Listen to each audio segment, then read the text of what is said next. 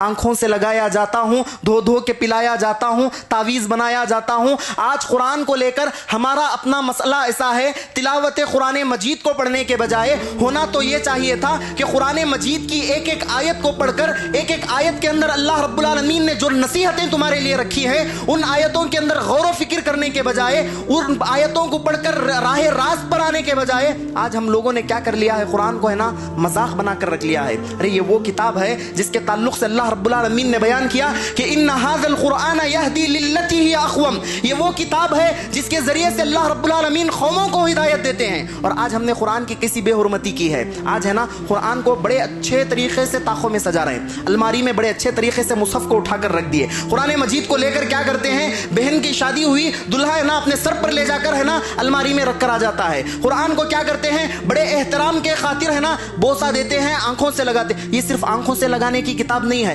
ये सिर्फ बोसा देने की किताब नहीं है। हाँ, एहतराम अपनी जगह है, कुरान का अदब अपनी जगह है। कुरान के औराख को फाड़कर तावीजें पहनने के लिए किताब नहीं है, बल्कि इसकी एक एक आयतों के अंदर अल्लाह ने तुम्हारे लिए इबरत रखी है। इसकी एक एक आयतों के अंदर है ना तुम लोग है ना राह रास्त पर आ सकते हो। आज देखो जी, कई सारे गैर मुस्लिम ऐसे हैं जो कुरान को पढ़ रहे हैं, कुरान को पढ़ते हैं, कुरान के माने को समझते हैं, कुरान की तफसीर को वो जानते हैं, लेकिन मुसलमानों का कसीर तबका ऐसा आपको नजर आएगा जो ना कुरान को पढ़ना जानता है, जो कुरान को सुनने में उन्हें दिलचस्पी है, ना कुरान की तफसीर, ना कुरान के दर्स को सुनने में है ना उन्हें कोई है ना इंटरेस्ट है। आज हमारा मामला ऐसा है, कुरान को है ना हमने पस्से पुष्ट डाल दिया, सिर्फ है ना ताकों की जीनत बना लिए हैं, उनके औराख को फाड़कर तावीजें बना रहे हैं, उन्हें है ना एहतरामन क्या करते हैं, बस सिर्फ है ना बोसा देने की हद तक बोसा दे रहे हैं, आंखों को लगा रहे हैं, उठाकर वहां पर रख रहे हैं। धूल जमी हुई है मुसहफ पर, सालों साल गुजर जाते हैं, उस रमजान को हम लोग खोलते नहीं। और क्या करते हैं, शादियों के अंदर बड़े रिवाजी तौर पर कुरान को सर पर उठाकर ले जाया जाता है। कुरान को हमने मजाक आज बनाकर रख लिया है। हमारे पास अच्छा एक अकीदा क्या है,